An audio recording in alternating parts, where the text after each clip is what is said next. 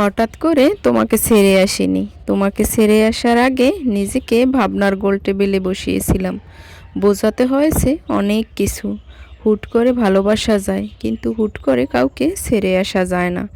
মেনে নিতে নিতে, মানিয়ে নিতে নিতে এখন আমি অনেক ক্লান্ত। ক্লান্ত হয়ে যখন আমি আমার নিজের সাথে পেরে উঠছিলাম না, তখন দূর থেকে সরে এসেছি। অভিযোগ করা বন্ধ করে দিয়েছি, অভিমান করাও বন্ধ করে দিয়েছি, আরও দিয়েছি ঝগড়া করা বন্ধ। চোখে জল ফেলা বন্ধ করেছি মন খারাপের কথা। তারপর অনেক দিন পর ঝাপসা চোখ মুছতে মুছতে তোমাকে ভালোবাসাও বন্ধ করে দেব। তুমি টেরও পাবে না। তুমি একদিন উপলব্ধি করতে পারবা একজন ছিল যে কিনা নিঃস্বার্থভাবে তোমাকে ভালোবেসেছিল।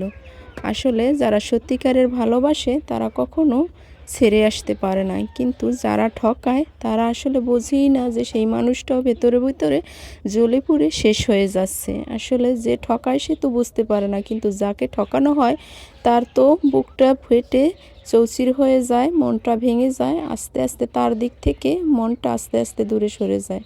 তো আসসালামু আলাইকুম আমার প্রিয় ভাই বোনেরা, কেমন আছো তোমরা সবাই?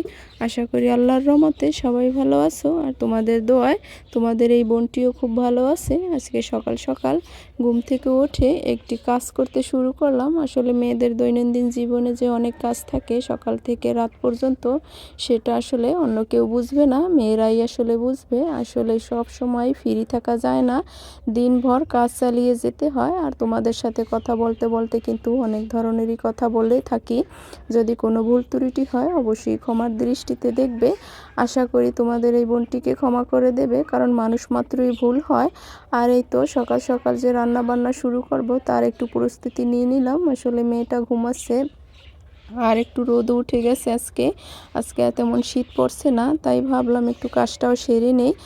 আর তো এই তো এখন বাঁধাকপিটা আমি কেটে নিচ্ছি। আর আজকে আমি এই তো রান্নাঘরের যে চুলা, তারপর যে রান্নাঘরটা একটু পরিষ্কার পরিচ্ছন্ন করব। আর শুরুতেই দেখানো হচ্ছে যে আমি কিভাবে আমার রান্নাঘরটা গুছিয়ে নিলাম।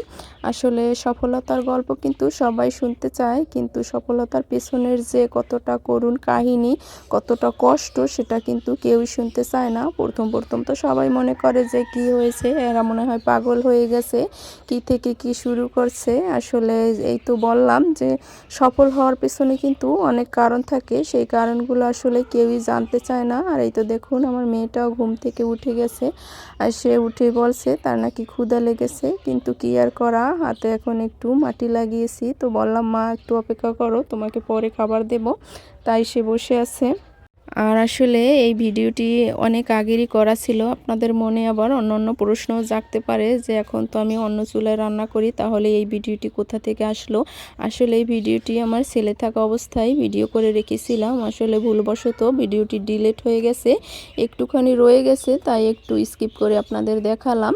আর এই তো আসলে ডিলিট হওয়ার কারণটা ছিল আসলে ভুলবশত মোবাইল যার কাছে থাকার কথা তার কাছে ছিল না, যে সে টিপে আসলে ডিলিট করে দিয়েছে। খুবই খারাপ লাগছিল।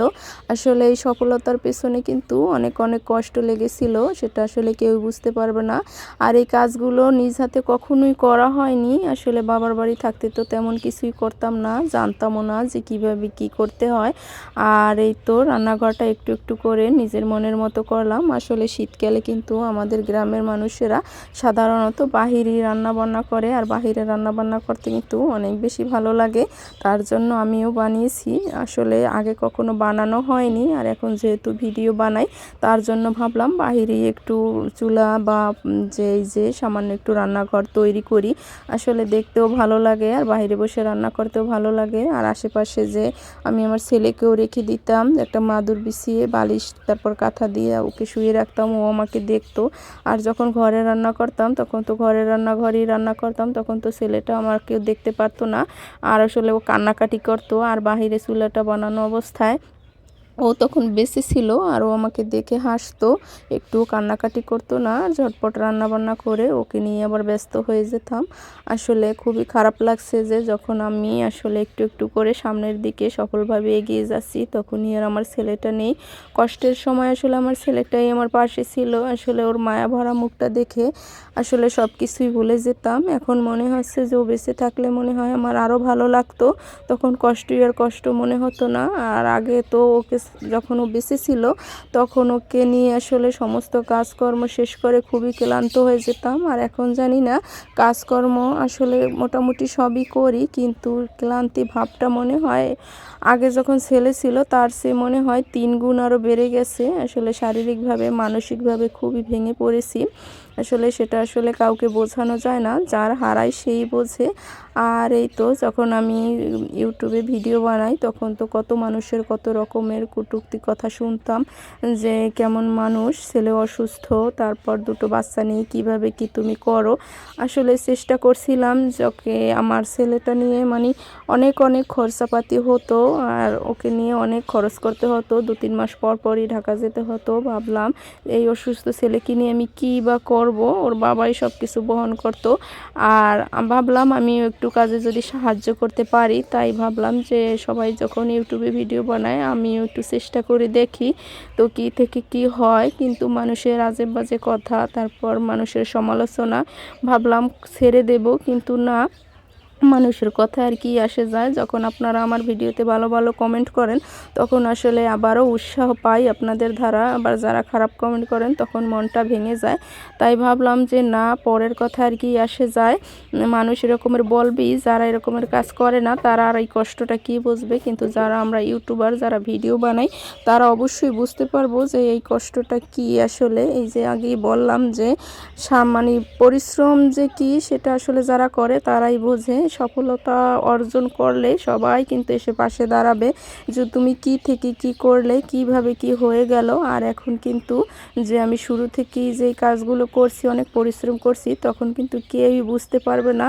সবাই মনে করবে যে পাগল হয়ে গেছে, বা এ আর কি আর করবে, এর দ্বারা কিছুই সম্ভব নয়, এ জীবনও টাকা ইনকাম করতে পারবে না। তো প্রথম প্রথম যখন ভিডিও বানাই তখন তো ভিউ অনেক কম হতো, খুবই খারাপ লাগতো যে আমার ভিডিও কেন ভিউ হয় না। এখন আল্লাহর রহমতে মোটামুটি ভালোই ভিউ এসছে, কমেন্টও ভালো ভালো আসছে। আমার নতুন নতুন অনেক ভাই বোনেরা আমার ভিডিও দেখছে, যুক্ত হচ্ছে, লাইক কমেন্ট শেয়ার করছে, খুবই ভালো লাগছে।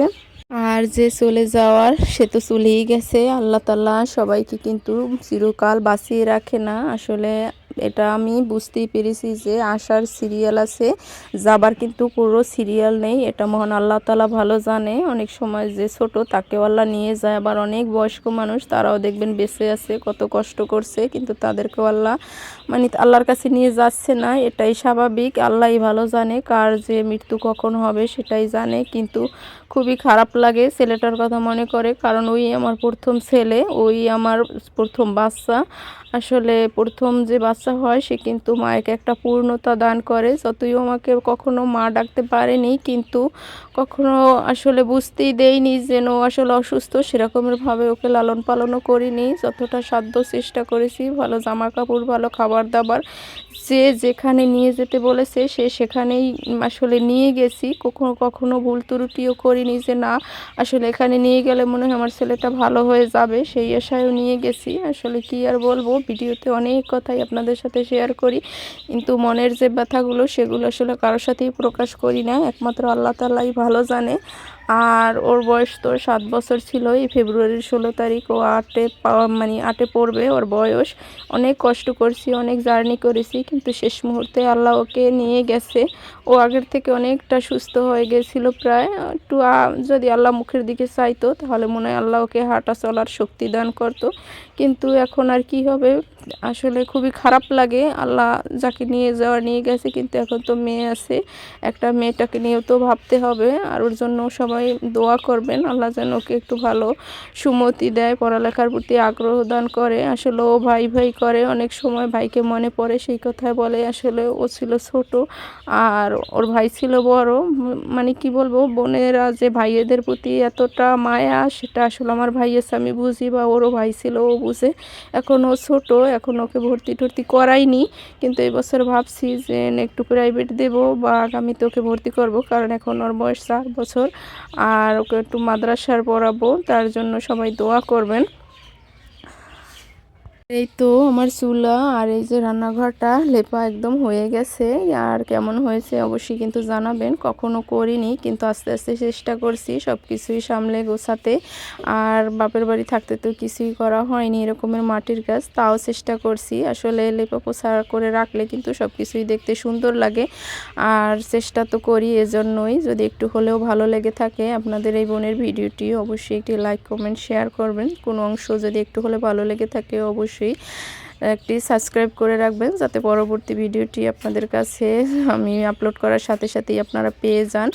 আর কেমন লেগেছে সেটাও জানাবেন, যদি কোনো ভুল ত্রুটি হয় সেটাও জানাবেন। আসলে সফলতার গল্প তো সবাই শুনতে চায়, কিন্তু তার পিছনের যে কতটা কষ্ট সেটা কিন্তু কেউ জানে না। আর আমি সামান্য একটু বলছি, আসলে এই রান্নাঘরটা তো এখন এরকমের হয়েছে, কিন্তু এই যে মাটি দিয়ে সমস্ত রান্নাঘরটা একটু উঁচু করেছি, তারপর যে লেপা পোছা করেছি। আসলে অনেক কষ্ট হয়েছে, যখন ছেলে ছিল ছেলেকে সামলালাম, তারপরে এই রান্নাঘরটা তৈরি করলাম, অনেক কষ্ট হয়েছে। আর এই তো এখন লেপা পোছা করছি।